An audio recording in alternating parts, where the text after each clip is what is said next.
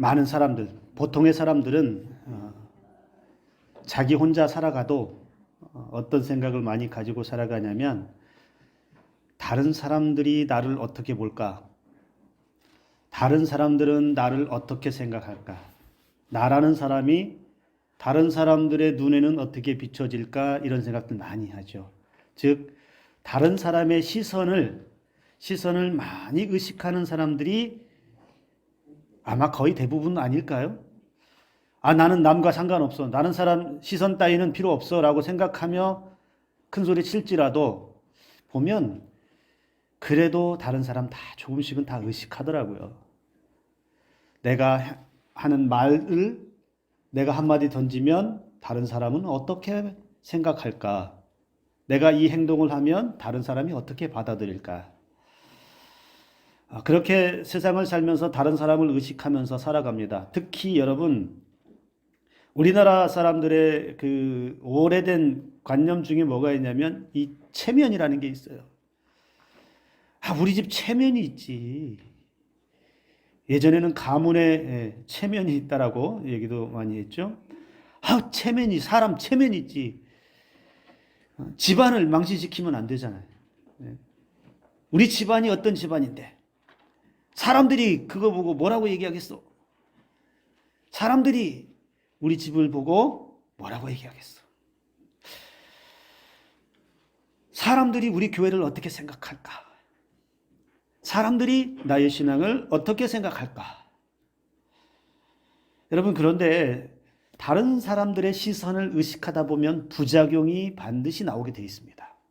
이게 좋은 영향도 미칠 수 있지만 자기 스스로를 다른 사람을 의식하다 보면 자기 스스로를 더 생각하게 되고 조심하게 되고 신중하게 되는 그런 긍정적인 측면도 있지만 이게 의식하다 보면 부작용들이 나타나는데 자꾸만 다른 사람들과 비교하게 되는 비교의식이 생깁니다. 누구는 그렇게 하는데, 어느 집은 그렇던데, 어느 교회는 그렇던데. 그리고 그런 비교의식이 가져오는 또 하나의 좋지 않은 것은 그러다 보면 열등감을 가져요. 나는 왜 이것밖에 안 될까? 다른 어느 누구는, 다른 집은, 다른 교회는 그 정도인데 우리는 왜 이것밖에 안 될까? 자기 스스로 자기가 몸담고 있는 곳에서 열등감에 빠집니다. 그래서 자기가 마치 보잘것없는 것처럼, 다른 사람에 비해서 보잘것없는 것처럼, 작은 것처럼 그렇게 자책하는 그런 일들도 일어나게 되더라는 것이죠. 근데 여러분, 신앙이라고 하는 것은 사람을 의식하는 것은 아닙니다. 신앙이라고 하는 것은 그리고 사람의 눈치를 봐야 하는 것도 아니에요. 신앙은, 그래서 사람은 신앙의 대상이 아니라는 것이죠. 그러면 신앙이라고 하는 게 뭘까요? 신앙은 하나님과 나와의 관계이죠. 즉, 나를 하나님이 어떻게 보실까? 하나님이 나에 대해서 어떤 마음을 가지고 계실까? 여기에 관심 갖는 거예요. 그래서 하나님과 나와의 관계에서 이루어지는 그 온전한 관계에서 내가 어떤 삶을 살 것이냐? 내가 살아가는 삶은 하나님께서 기뻐하시느냐? 하나님의 영광을 위해서 사느냐? 다른 이웃들에게 하나님의 선한 영향력을 끼치며 사느냐? 바로 이것이 신앙생활이 되어야 한다는 것입니다. 오늘 저와 여러분들에게도 이런 은혜의 삶이 되기를 주님의 이름으로 축복합니다. 마태복음 6장 산상수훈의 말씀입니다. 예수님 당시 유대인들이 행하던 종교 의식이 대표적인 것들이 오늘 본문에서 세 가지가 나타나요. 구제와 기도와 금식에 대해서 말씀을 합니다. 이 구제와 기도, 금식은 이 당시뿐만 아니라 지금도 기독교에서 교회에서 대표하는 종교적 행위라고도 말합니다. 그러니까 신앙인이라면, 교회에 나가는 그 사람, 예수 믿는 사람이라면 당연히 행하는 것이라고 생각하지요. 구제하고 기도하고 또는 금식하며 나아가는 것. 그런데 오늘 예수님께서는 당시에 그 유대인 사회의 지도층들, 그 시대에 그래도 좀 영향력이 있다라고 하는 사람들의 그 종교 행위를 강하게 질타하시면서 경고하십니다. 분명 기도나 금식이나 구제나 이게 신앙인들의 의로운 행위, 종교 행위는 맞지만, 그리고 예수님의 사람들은 적극적으로 이 행위들을 해야 하는 것이 맞지만, 그 시대에 많은 사람들이 본래 그 의미, 그 정신에 따라서 행하지 않았다라는 것을 예수님의 경고의 말씀에서 볼 수 있다는 것이죠. 구제, 기도, 금식은 신앙인이라면 자연스럽게 삶에서 나타나야 합니다. 다른 사람들을 돕고 다른 사람들을 섬기는 일들 자연스럽게 신앙의 행위로 나타나야 하지요. 기도하는 거 어떻습니까? 다른 사람이 볼까 봐서 기도하는 사람은 없잖아요.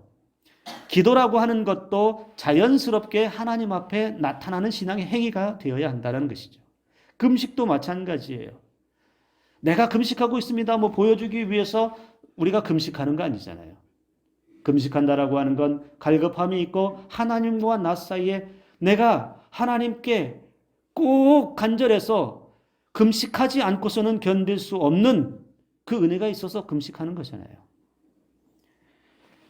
어쩌면 예수님의 오늘 이 질타의 말씀은 당시 유대인들에게 있어서, 특히 유대인 종교 지도자들에게 있어서는 충격적인 말로 들려졌을 것입니다. 왜냐하면 이들은 이러한 것들을 당연시하면서 행하면서도 그것이 순수하게 행하여진 그런 종교 행위가 아니었기 때문에 그렇습니다. 구제하고 기도하고 금식하는 이 세 가지 행위를, 즉 자신들은 떳떳하고 당당하게 했다라고 하지만 주님이 보실 때에는 뭐라고 얘기하냐면 그것은 하나님과 상관없는 것이었다. 하나님께서 기뻐하지 않는 것이었다. 그렇게 말합니다. 그러면서 이런 사람들을 오늘 주님은 이렇게 평가를 합니다. 외식하는 사람들. 외식하는 사람들처럼 하지 말라, 이렇게 평가를 했습니다. 외식한다. 여러분, 이게 우리나라 사전적 의미에서는 겉만 보기 좋게 꾸며내는 것, 또는 바깥쪽을 장식하는 것. 그러니까 안에는 다른데 겉에는 또 다른 모습으로 포장해서 겉과 속이 다르다라고 하는 것이죠. 외식하는 자들처럼 하지 말라. 여러분, 이게 또 헬라어에서 원어를 또 찾아가 보면 이 외식하는 자들이라는 말은 어떤 말이냐면 위선자들처럼 하지 말라는 겁니다. 여러분, 위선자라고 하는 게 뭐죠? 겉으로만 착한 체를 하거나 거짓으로 꾸미는 사람을 말합니다. 속은 그렇지 않은데 겉으로는 나는 착한 사람이요, 나는 좋은 사람이요, 나는 괜찮은 사람이요, 나는 종교적으로 열심히 있는 사람입니다. 꾸며내서 거짓을 말하는 사람. 여러분, 원래 이 위선자, 외식하는 자, 이 말은 어디에서 파생된 말이냐면 가면 뒤에서 말하는 사람.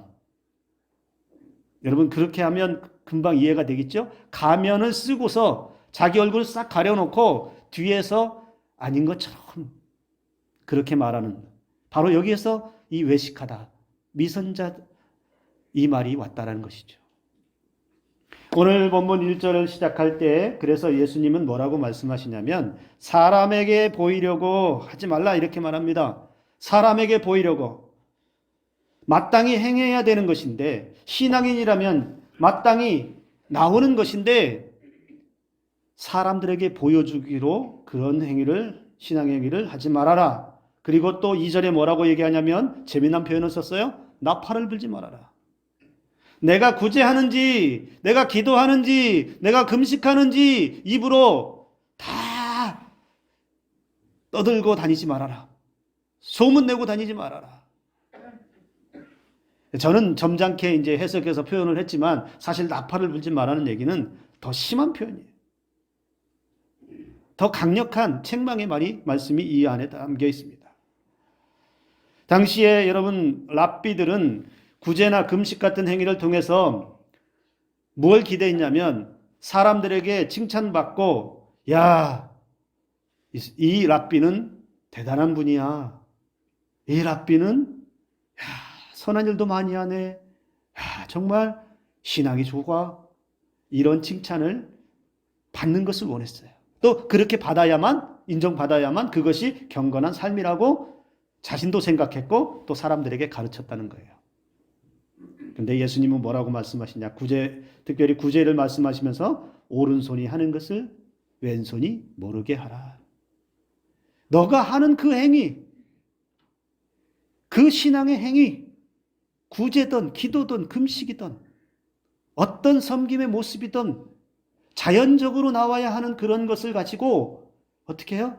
사람들이 몰라준다고 해서 신경 쓸 필요 없다는 거예요. 내가 하는 신앙의 행위 다른 사람들이 몰라도 상관없다는 거예요. 오히려 나의 선행과 나의 열심을 조용히 묵묵히 그냥 행하라라고 하는 말씀이 이 말씀 가운데 담겨 있다는 거예요. 그런 분이 계셨어요. 참 열심히 하시는 분이 계셔요. 교회에 보면 어느 교회나 그런 열심히 하는 분들은 다 있습니다. 정말 열정적으로 헌신하는 분들이 계셔요. 봉사도 아침 일찍 나와서 교회 곳곳에서 정말 주일날 평소 일주일보다 더 많이 뛰어다니고 섬기시는 분들이 계셔요. 근데 이분은 정말 신앙생활도 잘하고 성도들도 잘 보살펴요. 그런데 놀라운 사실은 그분이 뭘 했는지가 하고 나면 바로 교회 성도들에게 소문이 다 나요. 그날 어디 가서 뭘 했는지, 그날 누구를 만나서 대접했는지.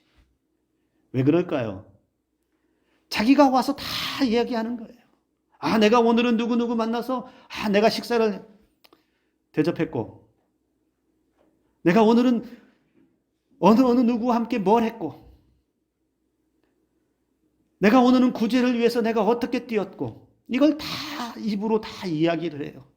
처음에는 그분의 열심을 보면 사람들이 열심히 하시네. 대단하시네. 야, 그래, 신앙은 저래야 돼. 라고 했다가 나중에는 뭐라고 사람들이 수군거리냐면 또 시작했다. 뭘 그렇게 자기가 한 걸 그렇게 다 자랑을 하냐. 우리가 그 사람이 한 걸 왜 알아야 돼?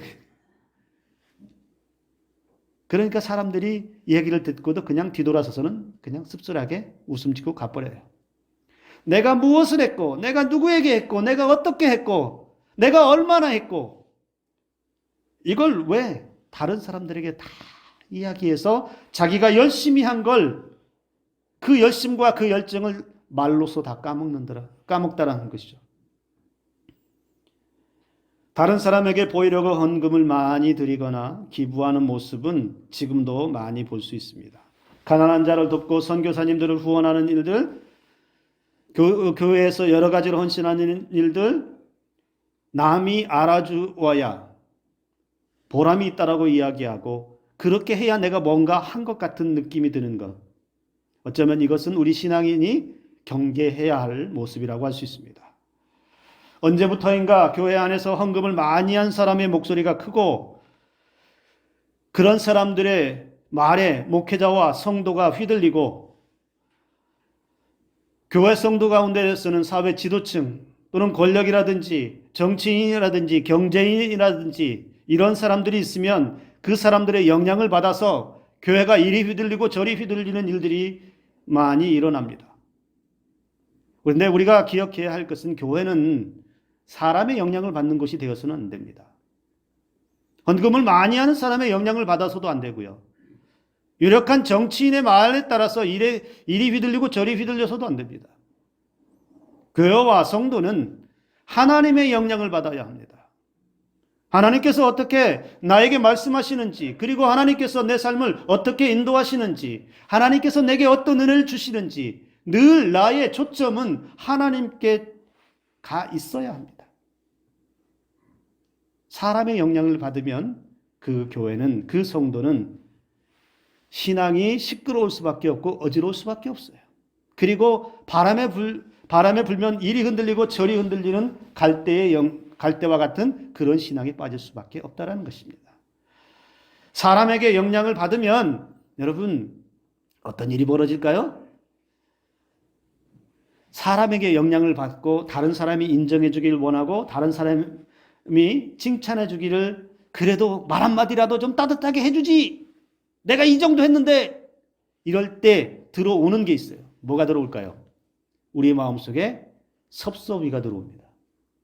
섭섭이 친구 서운이도 들어와요. 왜 그럴까요? 사람들이 알아주지 않고 사람들이 나의 수고나 나의 헌신에 대해서 칭찬 한마디 안 해주고 따뜻한 말 한마디 안 해주면 뭐라고 생각해요? 아휴, 서운하다. 섭섭하다. 내가 이 정도 했는데 내 신앙 이만큼 되는데 헌금도 이만큼 하는데 어째 사람들이 그렇게 매정하냐? 신앙에서 여러분 섭섭이를 조심하셔야 돼요. 교회 공동체에 와서 다른 사람들의 말을 듣고 다른 사람들의 행동을 보면서 그들의 말에 따라서 서운함이 밀려오고 섭섭해질 때에 그때 조심해야 돼요. 그때가 신앙에서 넘어지기 딱 좋을 때예요. 여러분 의외로 교회 공동체 안에 다른 교회들도 많이 찾아가 보면 교회 안에 섭섭이를 이 가슴의 중심에 꼭 가지고 있는 사람들이 의외로 많다는 사실이에요. 교회에 상처 많은 사람들 대부분이 다 가지고 있더라는 것이죠. 혹여라도 오늘 우리 이 자리에 섭섭한 마음, 서운한 마음 조금이라도 있는 분들은 오늘 주님께서 치유와 회복의 은혜를 베푸실 줄로 믿습니다. 완전히 날리시기를 바랍니다. 왜 그럴까요? 왜 날려야 할까요? 사람이 칭찬해 주지 않아도 하나님이 나의 행위를 보시고 나의 열심을 보시고 나의 섬김과 구제와 기도와 금식을 하나님이 보시기 때문에 하나님이 보시는 것으로 우리는 족해야 된다는 것입니다. 예수님 당시에 그 회당은 유대인들이 모여서 예배하거나 말씀을 나누는 곳이었습니다. 그 당시에 바리새인들과 서기관들은 이 회당과 큰 거리에서 서서 큰 소리로 기도하는 걸 좋아했습니다. 종교 지도자들은 그렇게 큰 소리로 기도하는 것을 통해서 사람들에게 인기를 얻고 그렇게 함을 통해서 야, 경건한 사람이다. 야, 기도 잘한다. 이런 인정과 칭찬을 받으면서 사람들에게 대접받은 그런 위치에 있기를 원했습니다. 즉 자신들의 겉모습을 종교적으로 포장했다는 것이죠. 서기관과 바리새인들은 여러분 일주일에 이틀씩 월요일과 목요일에 금식을 했습니다. 왜 월요일과 목요일에 금식했을까요? 이 월요일과 목요일에는 전통적으로 유대인이 장날이 서는 날이었다고 그래요. 그 장날이 쓴다는 얘기는 사람들이 많이 모인다는 거예요. 그 사람들이 많이 모인 곳에서 자기들이 금식하는 것을 보여준다는 거예요. 어떻게 해요? 금식하고 있어서 힘도 하나도 없는 것처럼 얼굴도 금식하고 있어서 그냥 며칠 굶은 사람처럼 나 금식하고 있어요. 나 이 정도 금식합니다. 나 이 정도 금식하니 나 신앙 괜찮지요? 이런 걸 보여주기를 원했다는 거예요. 유대인들은 또한 정해진 기도 시간 3시, 6시, 9시에 유대인 시간에 회당에 도착해야 합니다. 그런데 도착하지 못하면 길에 서서 또 기도합니다. 문제는 그렇게 기도하는 것이 오늘 주님은 뭐라고 얘기하냐면 사람에게 보이려고. 일부러 슬픈 표정도 짓고 일부러 낡고 헌 옷을 입고 일부러 머리도 감지 않는 그런 모습을 통해서 사람들에게 보여주었다는 것이죠. 이런 신앙으로서는 여러분 어떤 덕이 있고 어떤 은혜가 있겠습니까? 누가 이런 신앙을 존경하고 누가 이런 신앙을 따라갈 수 있겠습니까? 또 예수님께서 기도에 대해서 말씀하시면서 이런 말씀을 하셨어요. 기도할 때 중언부언하지 말아라. 중언부언 기도하지 말아라. 이런 기도는 이방인들의 기도다. 그런데 이 중언부언 기도하는 게 이게 여러분 어떤 그 의미를 내포하고 있냐면 마치 주술적인 주문을 반복하는 것과 같다는 거예요. 그래서 무언가 계속 주술적인 그런 의미를 담아서 반복하고 말을 계속하고 또 하고 하면 마치 그것을 통해서 응답을 얻어내려 하는 듯한 그런 기도는 좋은 기도도 아니고 해서는 안 될 기도라고 우리 주님이 말씀하고 있다는 겁니다. 근데 여러분 중언부언한다라는 말이 어떤 의미를 가지고 있을까요? 이 중언부언 기도는 이게 그 다른 번역본에서는 이 말을 어떻게 쓰냐면 의미 없는 빈말을 반복하는 것. 그러니까 여러분 아무 의미도 없는 들었을 때에 아무 쓸데없는 말을 또 하고 또 하고 또 하고 하면 여러분들 뭐라고 하실래요? 누군가 내 옆에서 무슨 말인지도 못 알아듣겠는데, 무슨 의미인지도 모르겠는데 그 말을 하고 또 하고 또 하고 하면 그 사람에게 여러분 뭐라고 하실 거예요? 시끄러! 뭐 이상한 소리, 되도 않는 소리라고. 여러분 그렇게 호통치지 않겠어요? 의미 없는 빈말을 반복하는 중언부언은 어떤 사람이 가장 잘하냐면 술 취한 사람이 잘합니다. 제가 왜 이걸 잘하냐면 저희 아버지가 그랬어요. 밤새도록 주무시지도 않고 한 말 또 하고 한 말 또 하고 한 말 또 하고 자는 사람 깨워서 또 하고 깨워서 또 하고. 근데 예수님의 이 말씀은 뭐예요? 그들은 의미 없이 그렇게 길거리에 서서 큰 소리로 기도하는데 기도의 내용조차도 쓸데없는 그런 말을 반복하면서 했다라는 거예요. 쓸데없는 말을 그렇게 큰 소리로 이 말 저 말 아무 말이나 쏟아냈다는 거예요. 그렇게 해야 자신들이 경건한 것 같고, 그렇게 해서 무언가 얻은 것 같고 착각하고 있는 거예요. 여러분, 기도는 내가 큰 소리로 외친다고 해서 하나님이 듣는 것이 아니고, 기도는 하나님이 못 알아들을까 봐서 한 말 또 하고 한 말 또 하고 한 말 또 하고 해야만 하나님이 수십 번을 이야기해야 하나님이 깨닫고 알아듣시는 분이 아니라는 거예요. 기도는 하나님과 나 사이에서 대화하고 소통하는 통로가 됩니다. 즉 하나님과 대화도 안 되면서, 하나님과 소통도 안 되면서 그 하나님으로부터 무언가를 얻기를 원한다. 하나님과 말도 안 통하는데 그 하나님에게 무언가 해달라고 요구한다. 여러분, 이게 맞는 말이에요? 먼저는 말이 좀 통해야 되잖아요. 하나님이 우리의 말을 좀, 내 말과 하나님의 그 뜻이 서로 통하는 게 있어야 거기에 은혜가 있는 거잖아요. 그런데도 불구하고 사람에게 보이려고 하는 사람들은 큰 소리로 기도하고, 제가 이 말을 할 때는 저도 참 부끄러울 때가 있어요. 저도 기도하라고 하면 이게 처음에 시작할 때는 작은지 모르는데 하다 보면 커져요. 지금은 조금 더 이제 덜한 것 같은데, 저도 목소리가 워낙 큰 데다가 기도가 커지는데, 사람들이 보는 앞에서, 물론 이게 공중기도 목소리 큰 걸 가지고 말하는 건 아니에요. 이렇게 이 정도는 해야 그래도 기도 잘하지.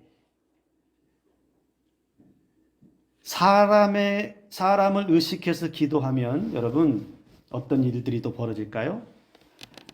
다른 사람들이 안 쓰는 온갖 수식어가 다 동원될 때도 있어요. 굳이 그렇게 할 필요 없잖아요. 우리가 서로 대화할 때, 우리가 부모와 자식 간에도 대화할 때 어떤 언어로 대화를 합니까? 가장 편한 언어, 가장 말하기 쉬운 언어. 우리 엄마 아빠가 내 말을 가장 잘 알아듣는 언어로 말하죠. 우리 엄마 아빠는 어떻게 해요? 내가 잘 알아듣는 말로 대화를 한단 말이에요. 그런데 왜 하나님 앞에서만 서면 거창한 말을 해야 되고, 하나님 앞에만 서면 그동안 한 번도 쓰지 않는 그런 단어를 동원해서 해야 되느냐는 얘기죠. 물론 그 자체가 나쁘다는 건 아니에요. 그러나 중심이 사람들이 내 기도를 들을 때에 기도 잘하네, 신앙 좋네, 이런 인정과 칭찬을 받기 위해서 그렇게 기도하는 것이라면 여러분 솔직하게 기도하는 자리로 나올 수 있기를 간절히 소망합니다. 즉 하나님과 내가 통할 수 있는 언어, 말 못해도, 표현이 부족해도 하나님의 마음을 움직일 수 있는 기도가 하나님이 기뻐하시는 기도인 줄을 믿으시기를 바랍니다. 오늘 우리의 신앙, 우리의 삶을 돌아보면서 오늘 우리의 예배, 기도, 섬김, 헌신, 여러분 어떤 동기로 행하십니까? 우리는 왜 예배를 드리고 무엇을 위해서, 누구를 위해서 기도와 구제와 섬김을 행합니까? 우리의 신앙은 하나님 앞에 바로 서야 합니다. 즉, 왜 하나님이 나를 보고 계신다는 거예요. 사람이 보기 이전에 나를 정확하게 보시고 나를 주목해서 보시고 내 인생을 주목하시는 분이 누구시냐? 하나님이시라는 거예요.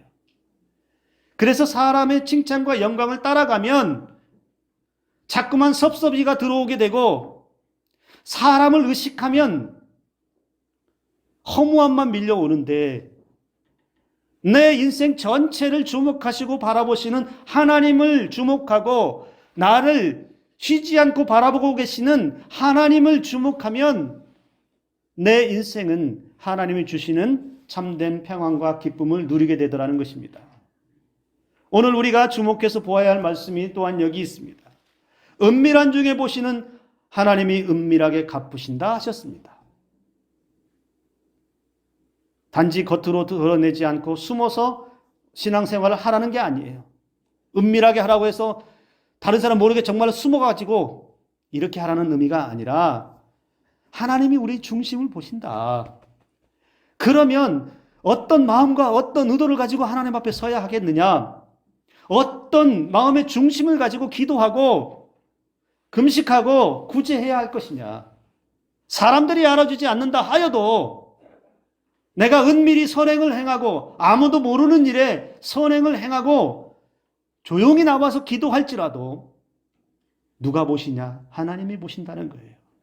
그러면 그 은밀한 중에 보고 계시는, 나를 주목하고 계시는 그 하나님이 나의 섬김과 나의 기도와 나의 구제를 받으시고 갚아주신다. 여러분, 이런 은혜를 누리며 사실 수 있기를 주님의 이름으로 축복합니다. 외식하는 사람들을 향해서 이렇게 말씀하십니다. 너희 아버지께 상을 받지 못하느니라. 1절에서 말하죠. 근데 이 말씀을 계속 반복합니다. 2절, 3절, 16절에 보면 그들은 자기 상을 이미 받았느니라. 겉만 번지르르 한 신앙, 하늘의 상을 기대하지 말라는 거예요. 이 땅에서 다른 사람들에게 보이려고 했던 그 신앙의 행위, 다른 사람들에게 인정받고자 했던 것, 그래서 다른 사람들에게는 박수 받을지 모르지만, 사람들이 칭찬해 주었을지 모르지만, 이러한 사람들은 이 땅에서 이미 다 받았다. 하늘의 상은 없다. 저와 여러분들은 우리를 위해 예비하신 하늘의 상을 바라보며 살아가는 삶이 되기를 주님의 이름으로 축복합니다. 하나님은 우리가 어떤 마음으로 구제하고 기도하고 금식하는지를 꿰뚫어 보십니다. 그리고 하나님은 우리가 얼마나 갈급한지를 보시고 우리의 삶에서 얼마나 필요한지를 보시고 그리고 하나님은 우리를 얼마나 선한지를 바라보고 계시고 그리고 하나님은 우리의 심령이 얼마나 순수한지를 꿰뚫어 보십니다. 그래서 우리에게 필요한 은혜를 때에 맞춰서 하나님의 때에 하나님의 은혜대로 베풀어 주십니다. 우리의 신앙이 하나님 앞에 온전히 서 있다면 오늘 저와 여러분들을 은밀하게 보고 계시는 그 하나님을 주목하시기 바랍니다. 하나님이 나를 보고 계시다고 하면 내 중심만 온전히 서 있다면 우리는 나를 바라보고 계시는 그 하나님이 두렵지 않습니다. 오히려 그 하나님과 함께 평강의 날들을, 은혜의 날들을 삶에서 펼쳐가게 될 줄로 믿습니다. 우리의 신앙, 하나님 앞에서 당당한 신앙이 되기를 주님의 이름으로 축복합니다. 그리고 다른 사람들에게는 그런 조용한 신앙, 순수한 신앙, 하나님 앞에 온전히 서 있는 신앙으로 본이 되는 은혜의 삶을 저와 여러분들이 살아가시고 그리고 살아가는 우리 자녀들이 그런 신앙의 자리에서 하늘의 상을 베풀어 주시는 삶으로 살아갈 수 있기를 주님의 이름으로 축복합니다. 기도합니다.